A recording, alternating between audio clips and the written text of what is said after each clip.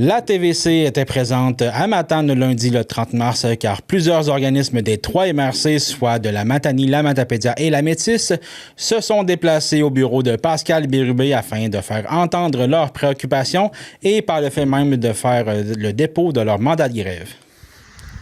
Des dizaines de représentants d'organismes communautaires de la Matapédia, de la Métis et de la Matanie se sont retrouvés lundi matin au bureau du député Pascal Bérubé à Matane. Pourquoi est-ce qu'on est ici ce matin? Oui, bien, on trouvait ça important d'être ici, le Centre de femmes de la vallée de la Matapédia, ce matin pour déposer notre mandat de grève. Dans le fond, nous, on a un mandat de grève de 2 semaines en lien, en soutien aux communautaires et à bout. Puis, on est venu se rassembler avec nos consoeurs de la Métis et de la Matanie pour donner un discours franc à M. Bérubé, qui est notre député. C'est quoi vos attentes pour la suite des choses? Bien, on a l'attente que cette mobilisation-là ait des retombées concrètes. On le sait, le communautaire est vu comme un service essentiel. On a beaucoup de reconnaissance et il y a beaucoup de gratitude qui est lancée envers nous. Mais malheureusement, c'est super gentil, mais malheureusement, c'est pas des actions qui vont faire en sorte que les travailleuses ou les travailleurs du milieu vont avoir un portefeuille économique plus grand, que ça va nous permettre de payer nos hypothèques, comme exemple concret. Donc, on s'attend à ce qu'il y ait un réel investissement. Puis un investissement significatif aussi, pas seulement un rehaussement de quelques $1000. T'sais, on voudrait des rehaussements qui permettent d'engager du nouveau personnel, de revoir les échelles salariales de façon à ce qu'on soit compétitif pour assurer une stabilité là, au niveau du personnel. Est-ce que les besoins ont augmenté au point où est-ce qu'il y aurait plus de ressources qui seraient nécessaires? Les besoins ont vraiment augmenté. Puis si on prend la vallée de la Matapédia spécifiquement, on a 18 municipalités. Le centre de femmes est situé à Amkoui, mais c'est faux de penser que la dame qui habite à Sainte-Florence, à Saint-Damas, c'est un très, très large territoire. Donc, dans un monde idéal, on aurait des travailleuses qui auraient des points de service dans les 4 pôles, mettons nord, sud, est, ouest.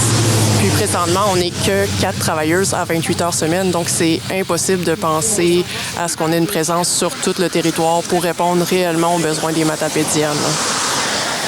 Merci. On est à bout!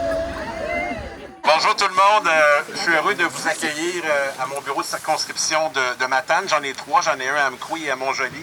Je suis accompagné de Guillaume Quentin de la Métis, de mon bureau, de Pierre Veilleux de la Matanie, de Marceline Gauthier de mon bureau. Oui. Donc, de vous accueillir d'abord pour vous entendre dans le cadre de cette grande mobilisation à bout du monde communautaire. On aura des échanges à l'intérieur avec vos représentantes et vos représentants, mais je veux qu'on passe un moment pour que vous puissiez vous exprimer.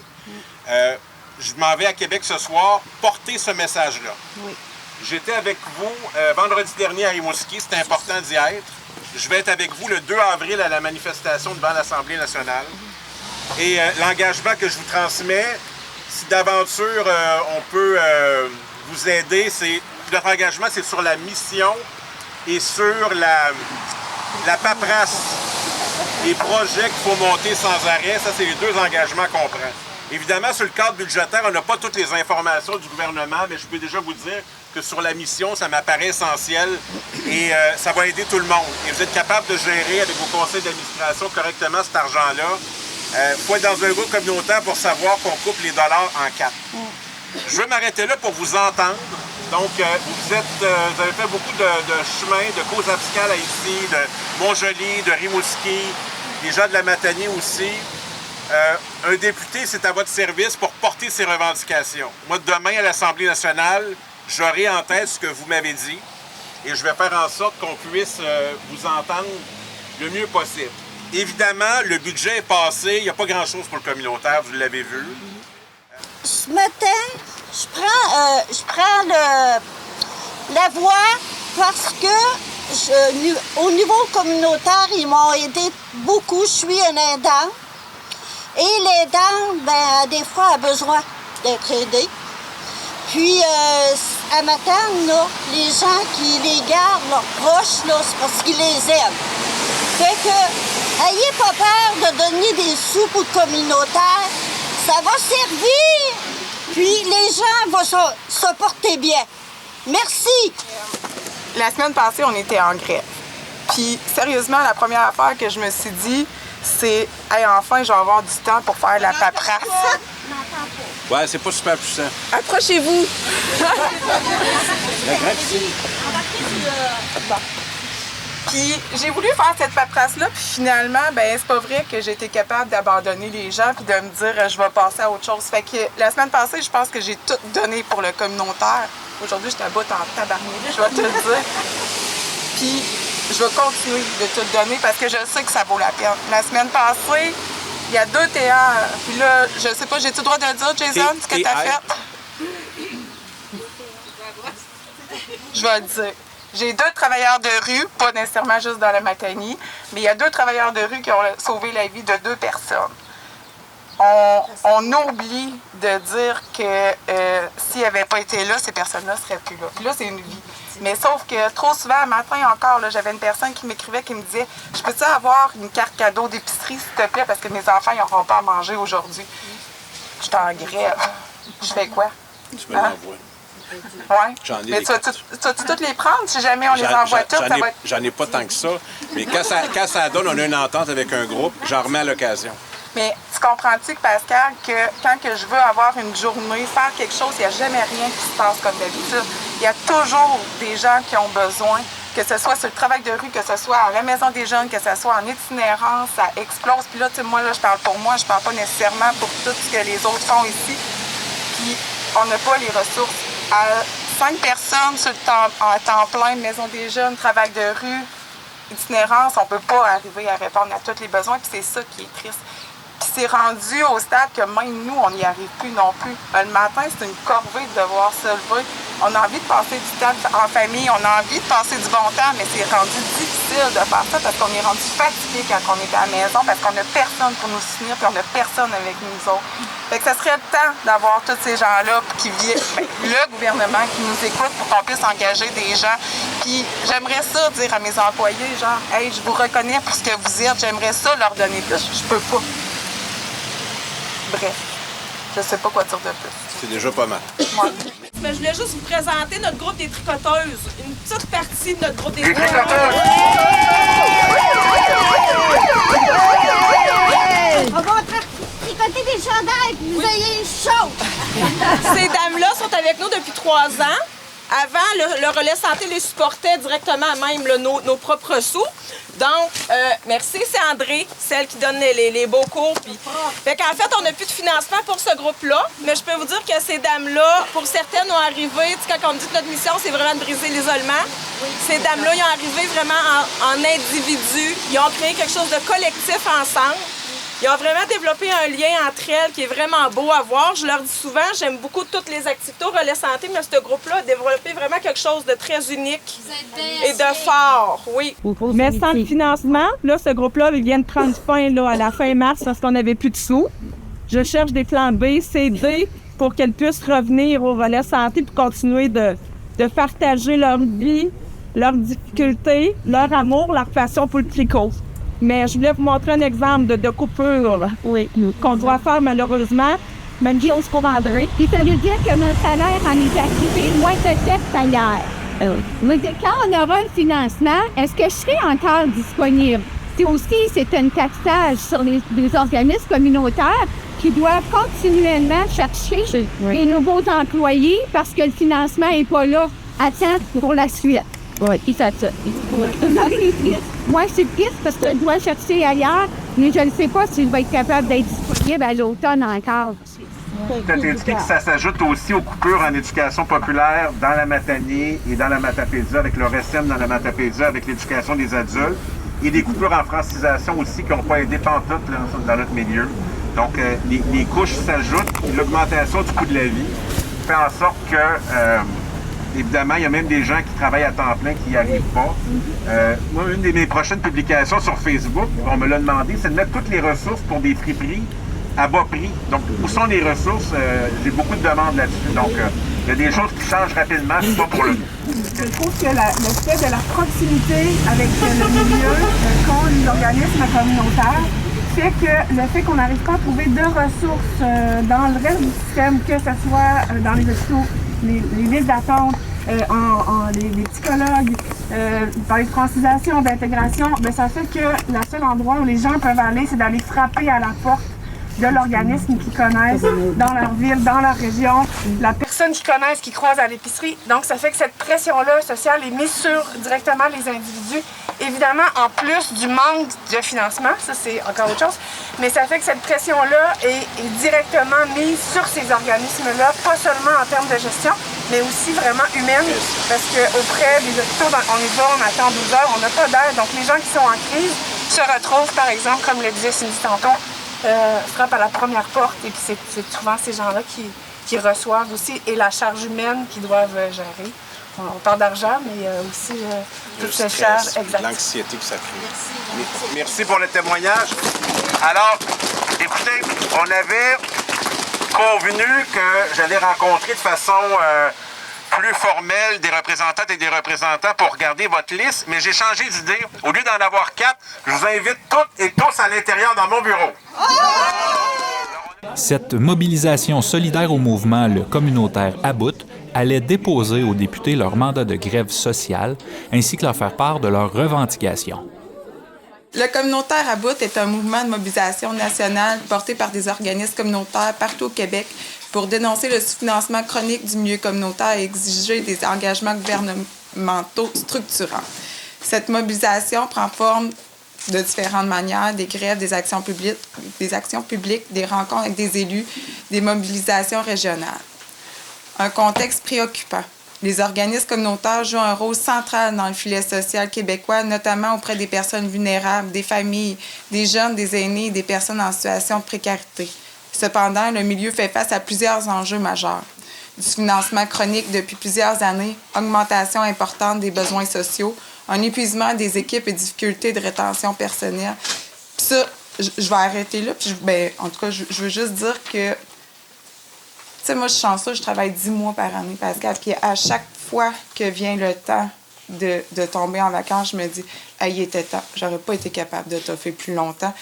Puis, je pense que tout le long de l'année, je me demande comment je fais pour prendre la tristesse des gens, de pouvoir continuer avec ça, avec peu de moyens. Puis ensuite de ça, on parle de la pression croissante sur les organismes pour combler les lacunes du système public. Cette situation fragilise la capacité des organismes à maintenir leurs services et met en péril une partie du filet social québécois. Je te laisse le reste.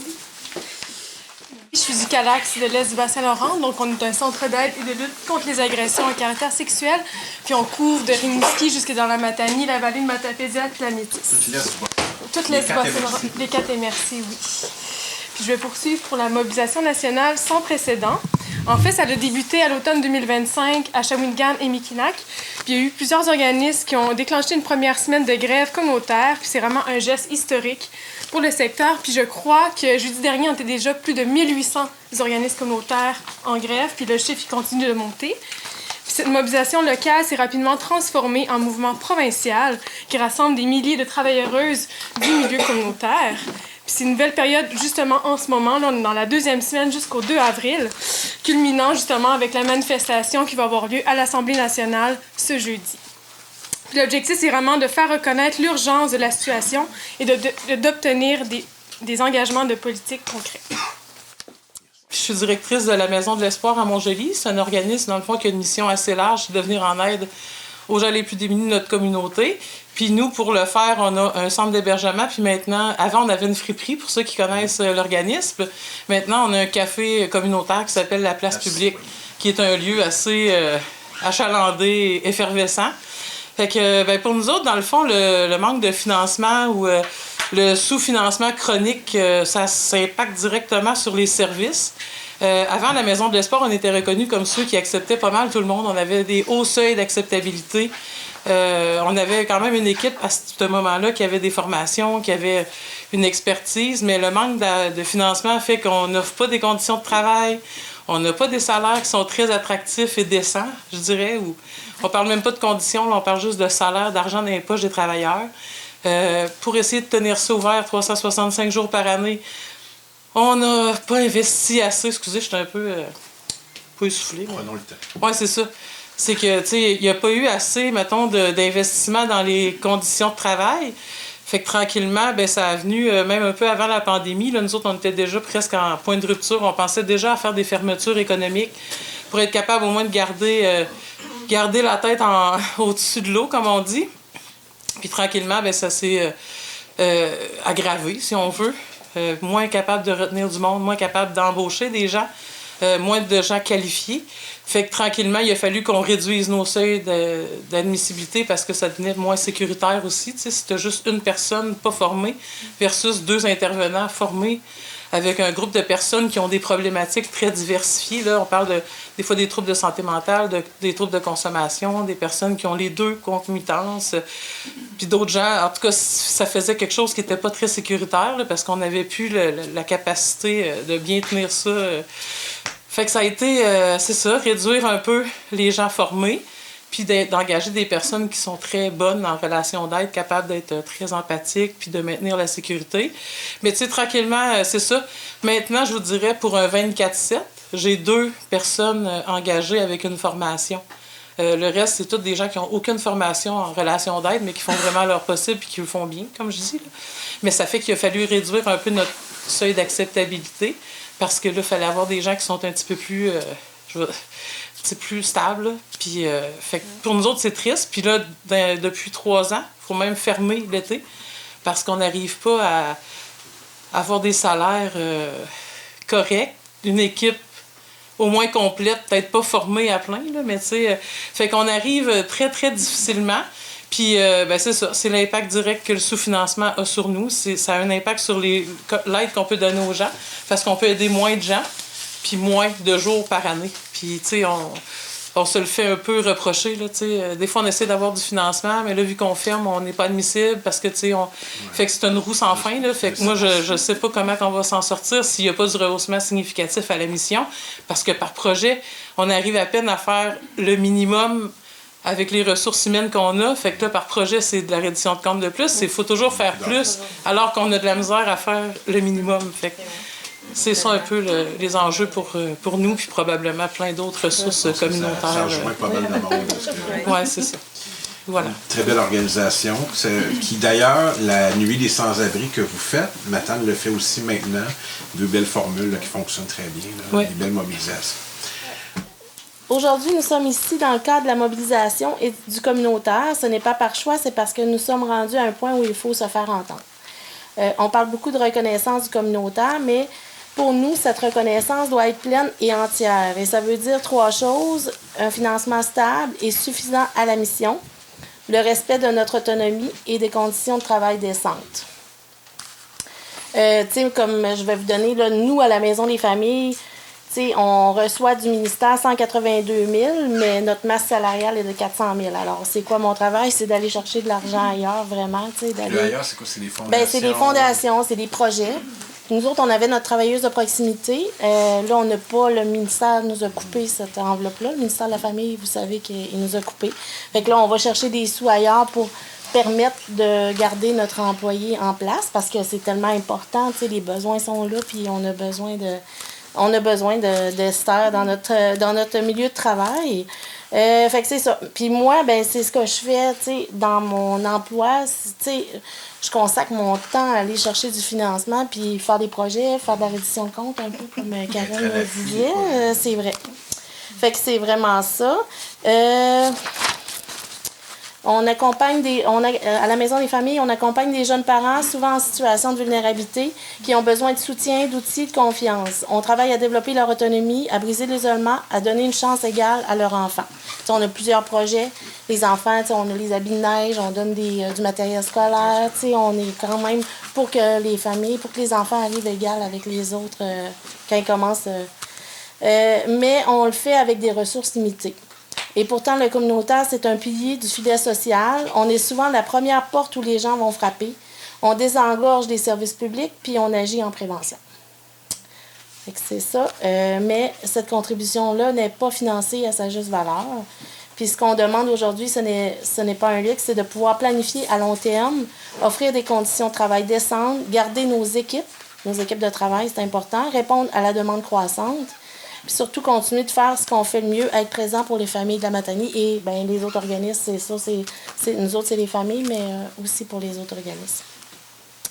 C'est ça, c'est reconnaître notre travail, puis il faut nous donner des moyens. Merci.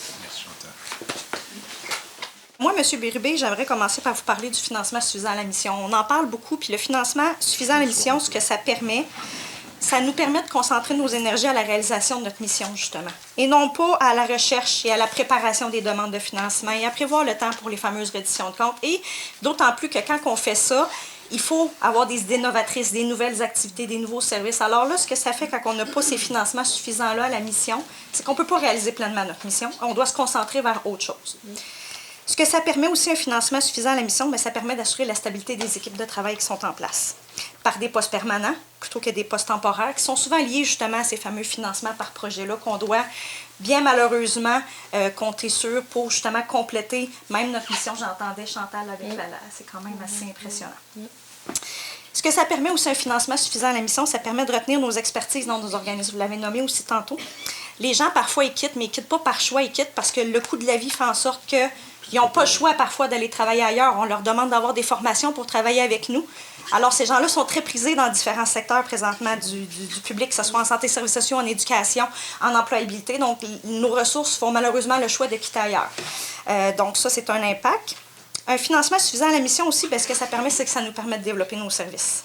Donc, outre que de tout en dire d'offrir le minimum ou de voir comment on peut réduire, bien, à ce moment-là, on pourrait rêver. On pourrait rêver à offrir plus. À soutenir justement les multiples besoins qui explosent dans notre communauté, que nos systèmes sont plus en mesure de répondre présentement. Plus précisément, l'impact pour mon organisation. Depuis un peu plus de 2 ans, moi, j'ai vu 15 personnes passer dans mon organisme. Des travailleurs et travailleuses? Des travailleurs et des travailleuses qui ont quitté, souvent pas par choix, mais parce que justement devaient concentrer leurs énergies ailleurs, parce que je n'avais pas les meilleurs salaires, parce que je n'ai pas des postes en plan à leur offrir non plus.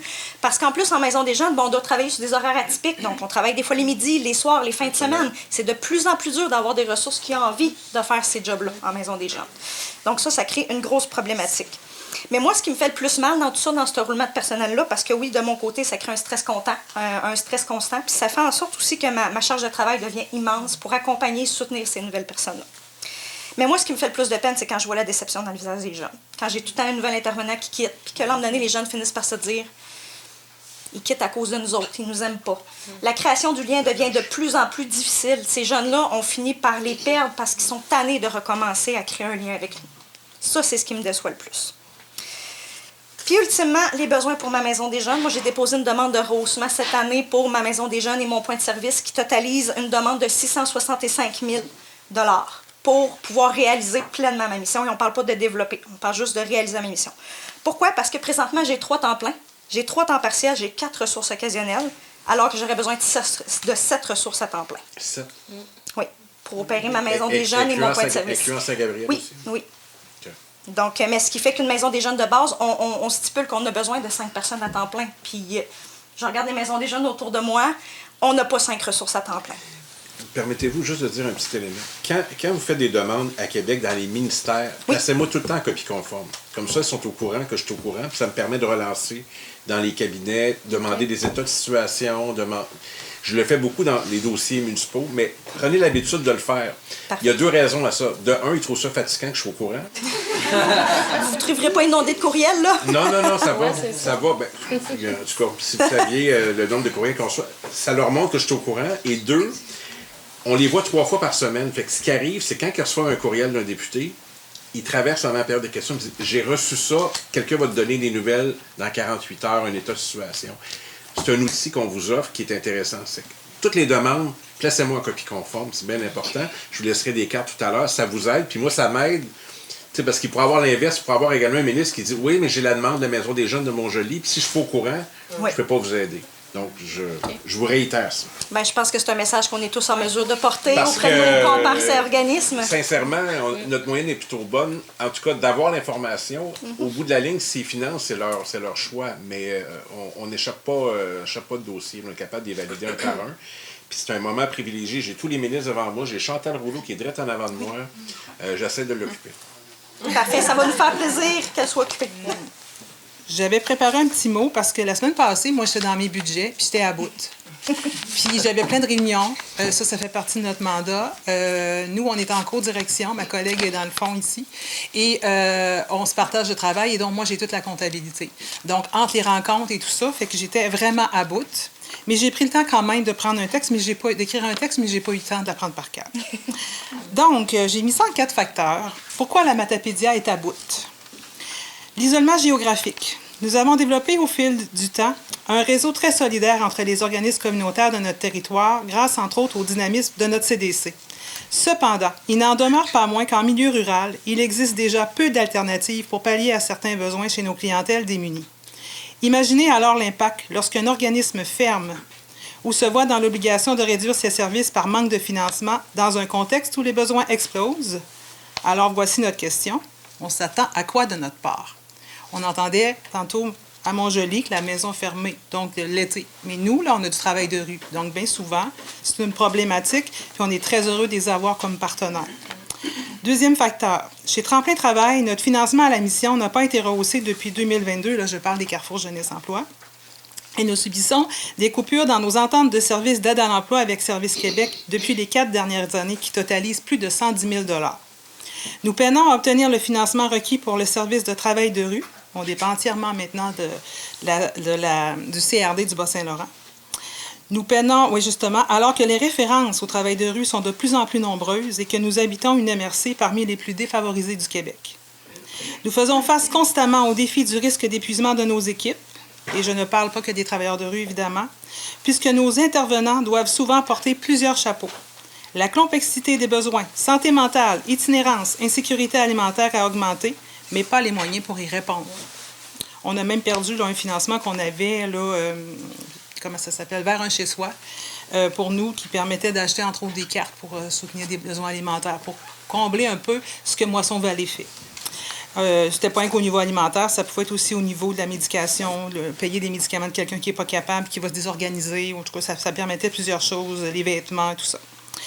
Dans la Matapédia, le communautaire n'est pas qu'un bonus, c'est souvent un rempart contre l'itinérance cachée et l'insécurité alimentaire qui augmente dans la MRC. On l'entend tous les jours.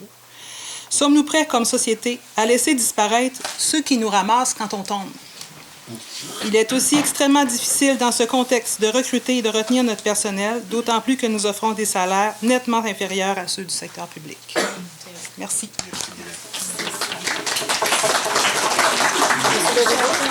Monsieur Leguet, je voulais vous remettre les mandats de grève. Là, ici, en Matanie, on a 13, pour un total de 70 au Bas-Saint-Laurent. Puis ici, c'est les mandats de grève de la Matapédia. Il y en a 12. Permettez, je vais les déposer sur le bureau de Mme Rouleau demain.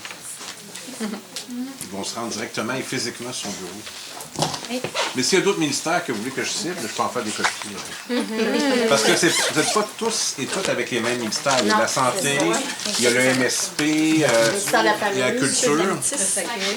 Le saquet. Secrétariat à la jeunesse. Vous me dites le ministère que vous connaissez, puis je vais vous le trouver. Je vais emmener les copies au bon endroit. Je voulais rebondir aussi par rapport au manque de financement. C'est ça, nous, le CALAX, en 5 ans, nos demandes d'aide, ils ont triplé. Les CALAX, nous, on fait autant l'accompagnement. Le volet prévention, je pense que chaque année, on rencontre 2500, 3000 jeunes des écoles secondaires pour faire la prévention. Puis tout le volet d'action collective. Puis en 5 ans, ça l'a triplé, mais le financement n'a pas suivi. Donc, on a vraiment besoin d'un rehaussement à la mission. Combien vous êtes d'employés? Pour couvrir tout l'est du Bas-Saint-Laurent, il y a 7 personnes intervenantes puis 2 personnes à la coordination. Pour 4 MRC. Pour 4 MRC, avec tous les volets d'action qu'on fait. Puis en plus, nous, on le voit, il y a un manque criant. Il y a un trou de service pour les enfants victimes d'agressions sexuelles. Puis nous, ça fait plusieurs années qu'on souhaite développer ces services-là, mais il faut des sous, justement. Il y a beaucoup de parents qui viennent cogner chez nous, qui sont en détresse, justement. On voudrait vraiment accompagner les enfants. Ce que fait la Fondation Marie-Vincent pour beaucoup. Oui, mais qui sont à Montréal, c'est ça. Donc, est-ce qu'ils financent ou ils ont aussi des ressources qui peuvent se déployer? Bien, nous, notre souhait, ça serait qu'il y ait vraiment des ressources au Bas-Saint-Laurent, autant pour l'accompagnement que pour la prévention. Il y a plusieurs groupes dans d'autres régions, qu'il y a le groupe Espace, pour faire la prévention, et justement dans les écoles primaires, dans les CPE, avec les familles, tout ça. Nous, on voudrait développer. C'est les enfants qui C'est ça. Il y a, nous, c'est 12 ans et plus, puis on aimerait ouvrir nos services aux enfants. Ouais. Puis, je voulais parler de la dernière revendication du mouvement. C'est un investissement durable dans le modèle communautaire reconnu comme un pilier du développement social du Québec. En fait, il y a eu une étude à l'automne dernier de l'IRIS. L'IRIS, c'est l'Institut de recherche et d'information socio-économique qui a démontré qu'en investissant $1 dans le milieu communautaire, finalement, on économise dans les dépenses publiques, dans les services publics de $6 en moyenne. Donc, c'est vraiment un soutien pour le filet social. Puis, c'est non seulement nécessaire, mais c'est rentable également. Puis aussi, je voudrais terminer en disant qu'il y a 1 personne sur 3 qui utilise les services communautaires dans tout le Québec. Puis aussi que finalement, 80% des personnes qui travaillent dans le communautaire sont des femmes. Fait que c'est un enjeu féministe aussi, pour des meilleures conditions de travail pour les femmes également. Merci.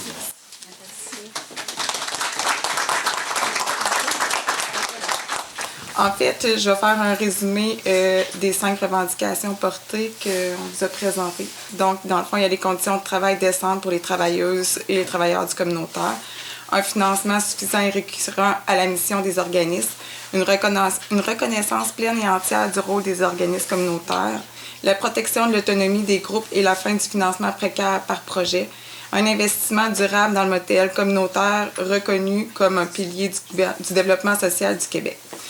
Pourquoi c'est un enjeu politique majeur? Parce que les organismes communautaires ne sont pas des services complémentaires. Ils sont devenus indispensables au fonctionnement du filet social québécois. Sans un financement adéquat, c'est des services qui risquent de diminuer ou de disparaître. C'est aussi la pression sur les réseaux publics, la santé, les services sociaux, les municipalités. C'est aussi les inégalités sociales qui se creusent. Investir dans le communautaire, c'est donc un investissement dans la cohésion sociale et dans la prévention. Ce qu'on souhaite, c'est de rehausser de façon significative et durable le financement à la mission des organismes communautaires, d'indexer ce financement annuellement, de reconnaître le communautaire comme un partenaire essentiel des politiques publiques. Voilà. Merci.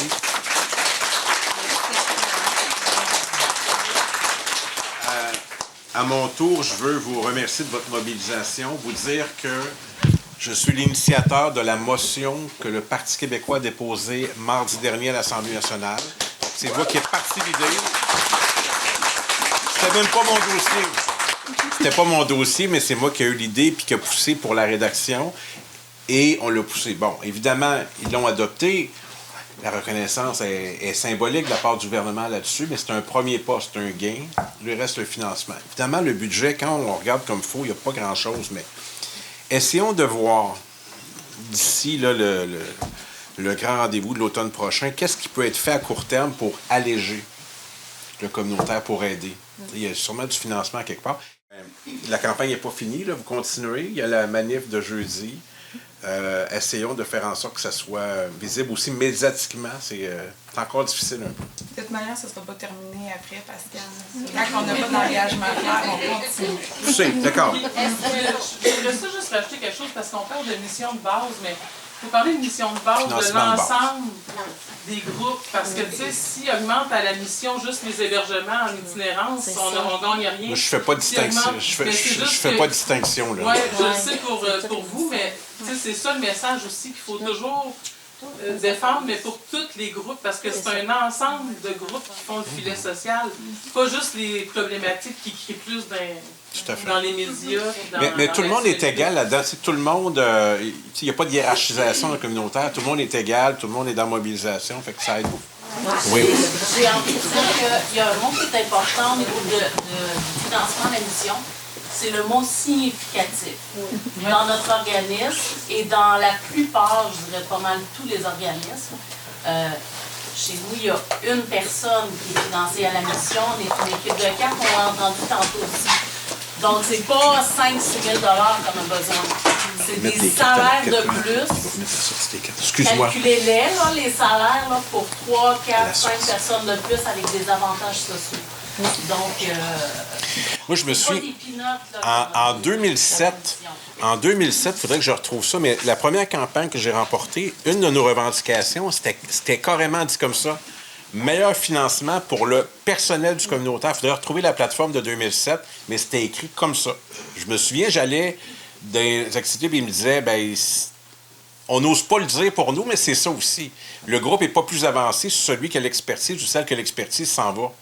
Alors, dites-les, il ne faut pas être gêné. Si ça sauve de l'argent pour nous en reddition de compte, de votre côté, ça sauve de l'argent aussi au gouvernement en reddition de compte. Les personnes qui reçoivent ces redditions de compte. C'est évident. pas une dépense énorme là, sur la taille de l'État. Là. Donc, c'est comme ça que je vois ça. Oui. Pascal, je vais prendre la parole. C'est pas facile. Je vais peut-être devenir émotive. Premièrement, Lynn Chouinard, Maison des jeunes de Québec. Moi, ça fait 40 ans que je travaille à la Maison des jeunes. Ça fait 40 ans que j'en ai. Je dis pas ça pour avoir des fleurs. Ça fait 40 ans que je travaille en Maison des jeunes. Ça fait 40 ans que je me bats pour le communautaire. Je finis de travailler en décembre prochain. J'aurais pu dire, moi, la mobilisation, là, moi, le communautaire à bout, là, moi, je m'en vais, moi, je t'aboute. Je m'en vais, puis tu sais, moi, je m'implique pas là-dedans parce que, mais oui, je m'en vais. OK?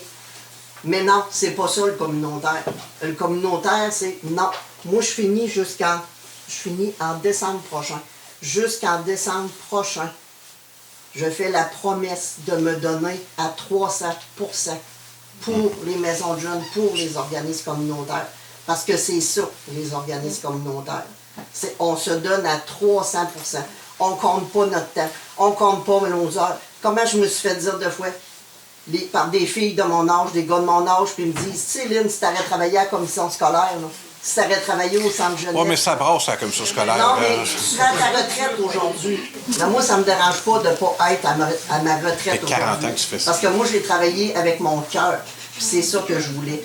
Fait que ceux qui sont à leur retraite, tant mieux. Moi, je suis pas à ma retraite, mais ça me dérange pas. Je suis fière d'être encore là, dans le communautaire, puis je vais toujours défendre le communautaire. Lynn, bravo. 40 ans. Mais... c'est un drôle de hasard parce que j'avais pas prévu de dire ça. Mais les députés, on a une façon de reconnaître parfois des engagements exceptionnels dans notre milieu. Puis cette année, je l'ai fait dans la Matanie l'année passée. Puis je devais t'appeler, puis je vais le faire devant témoin pour te dire que on va, d'ici juin, remettre un certain nombre de décorations et que j'ai été choisi parmi 5 personnes pour recevoir la médaille de l'Assemblée nationale. Si t'acceptes. 40 ans à la Maison des jeunes. Alors, c'était pas... je savais pas que tu allais parler. Je n'aurais pas parlé ici, je t'aurais parlé seul, mais là, devant tout le monde, et à travers toi, 40 ans d'engagement pour les enfants, pour les jeunes. Et je le fais aussi pour Rita Cummings, qui s'est engagée en éducation populaire, et 3 autres personnes que vous allez découvrir, beaucoup du communautaire d'ailleurs. À travers toi, reconnaître l'engagement sur la durée, et en plus que tu vas continuer jusqu'à la fin, c'est tout le temps la question, quand vous ne serez plus là. C'est la même chose pour le bénévolat, d'ailleurs. Moi, je suis très inquiet pour le bénévolat. Nos bénévoles vieillissent. Il va y avoir un enjeu. Alors, je te laisse y réfléchir si tu veux accepter cette décoration, puis vous viendrez à la cérémonie qui va être à Amqui au mois de juin. Mais l'occasion était trop belle de témoigner à travers toi de la considération pour le travail qui est fait. C'est la moindre des choses. Puis dans la métisse, on va décorer des personnes aussi dans le mois de juin. Oui. Oui, moi j'aimerais rajouter, en tant qu'employée du Relais Santé, je suis coordonnatrice de soutien aux proches aidants et ça fait 5 ans bientôt.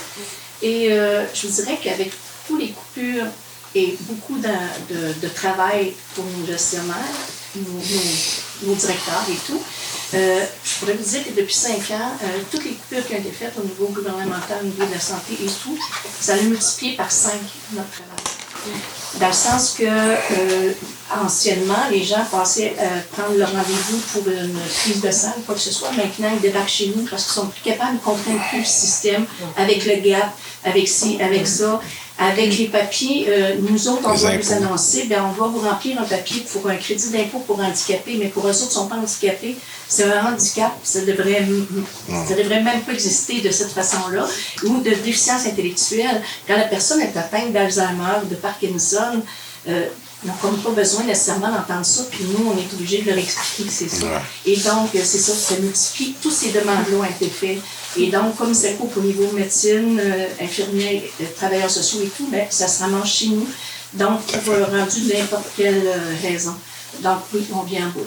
Vous êtes au Relais Santé. Oui. Je vais souvent vous porter du stock les fins de semaine, mais vous ne me voyez pas. J'essaie de participer. Il y a une caméra qui me filme samedi quand je vais porter du stock. C'est ça, moi, comme je m'occupe des prochains dents, bien, c'est ça. J'essaie de faire d'autres sorties ou d'autres choses. Tout à fait. Et c'est ça, vous avez aidé à ce niveau-là pour Ben, pouvoir aider nos prochains dents à sortir. On a une très petite équipe, hein, on essaie de bien couvrir. Là. Vous les avez vus, Marceline, Guillaume, Pierre, le petit nouveau dans la Matanie. Puis il y a Marc-Olivier dans Matapédia, qui est une ressource exceptionnelle. Je sais qu'il donne un bon coup de main au groupe. On l'apprécie beaucoup. Là, puis il est là-dedans ce matin là, à donner un coup de main.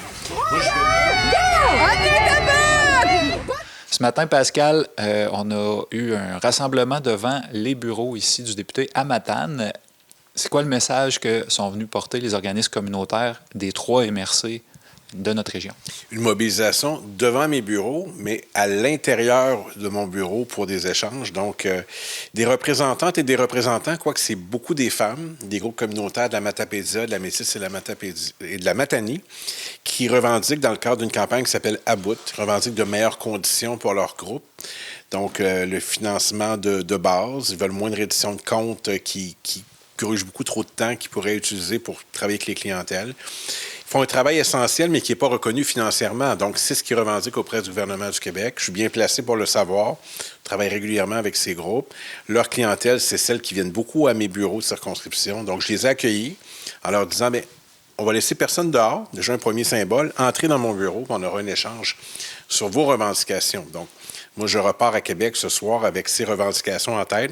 Je serai aussi présent à la manifestation du 2 avril devant l'Assemblée nationale. Et j'espère qu'elles auront davantage de reconnaissance. Ce regroupement-là est venu déposer ce matin des mandats de grève pour chacune des MRC, des mandats de grève que des organisations communautaires de notre milieu, c'est le cas dans la Matapédia, ont déposé pour montrer... Oui, vas-y. Tu les as ici. Non, c'est quoi la suite des choses avec ces mandats de grève-là qui vont avoir un impact direct sur la clientèle là, de façon symbolique, évidemment, mais qui ont un impact sur les clientèles vulnérables de nos communautés? Notre grève, essentiellement, c'est que là, les services sont considérablement ralentis pour un moment pour démontrer qu'il se passe quelque chose ou qu'il doit se passer quelque chose parce qu'on n'a pas les ressources pour des phénomènes grandissants, notamment la pauvreté sur le territoire de la Matapédia, l'itinérance, des enjeux de santé mentale, des enjeux émergents aussi de criminalité, ça existe aussi.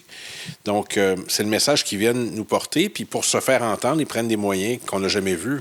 Par exemple, faire la grève, mobilisation nationale, ils ont eu de très grandes tribunes, hein. Tout le monde en parle, tout peut arriver.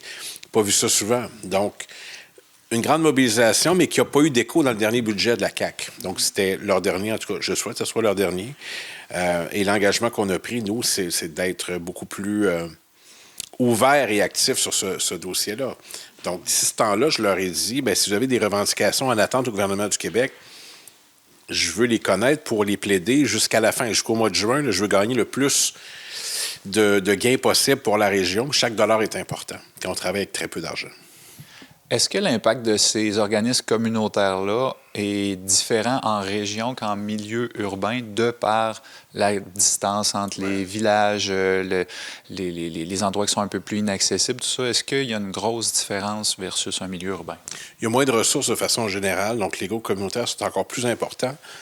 Et effectivement, la distance et l'éparpillement des municipalités. Quand on n'a pas de service de transport structuré, donc on doit se rendre à la rencontre des personnes dans les municipalités de la Matapédia. Il y a de ça. Il y a aussi des phénomènes d'accélération de la pauvreté dans notre région, du vieillissement de la population, de gens seuls, qui n'ont pas beaucoup de soutien de leurs proches, qui sont malades, qui ont besoin d'assistance. Ça, c'est des phénomènes que j'observe. Il y a aussi le soutien aux nouveaux arrivants. Et je pense pas juste aux gens qui ont choisi de déménager d'une région à une autre, des gens qui proviennent de l'immigration, qui sont de plus en plus nombreux dans la Matapédia, d'être capable de bien les accueillir dignement pour qu'ils soient heureux, un emploi, des services, CPE pour les enfants, des écoles. Donc, il y a plusieurs fronts en même temps sur lesquels on travaille. On est débordé, les groupes communautaires sont débordés, on l'est aussi, on a tellement de demandes. Je rappelle qu'il y a 45 municipalités dans ma circonscription, c'est le record au Québec. C'est beaucoup de travail. On essaie de tout faire. Et un peu comme au triage à l'hôpital, quand le communautaire vient me voir, c'est pas mal sur le dessus de la pile. Puis, dernière question, est-ce que c'est sur le dessus de la pile, mais on a l'impression que les organismes communautaires reçoivent tout ce qui déborde des services publics. Donc, dans quel sens est-ce que le financement pour ces organismes-là fait une différence dans le tissu social, le filet social de notre communauté? Je veux dire, c'est une évidence. Moi, quand j'ai besoin de référer des gens, je suis capable de le faire par organisme. D'ailleurs, le conseiller politique ici à Matane m'indiquait qu'une des premières choses que j'ai fait quand il est arrivé en janvier, c'est de lui remettre la liste des organismes communautaires pour qu'ils comprennent la mission de chacun, pour pouvoir les référer. Donc, oui, c'est essentiel. Puis, il y a beaucoup de choses que le réseau des services sociaux, de la santé ne pourrait pas faire. Alors, on supplée, puis on fait preuve d'inventivité, d'audace et des fois d'innovation pour trouver du financement. Il faut aller cogner à des portes qu'on n'a jamais cognées. Donc, c'est pas mal mon quotidien, ça, de trouver des façons de financer des groupes et des initiatives pour aider le monde. Merci beaucoup. Merci de votre présence.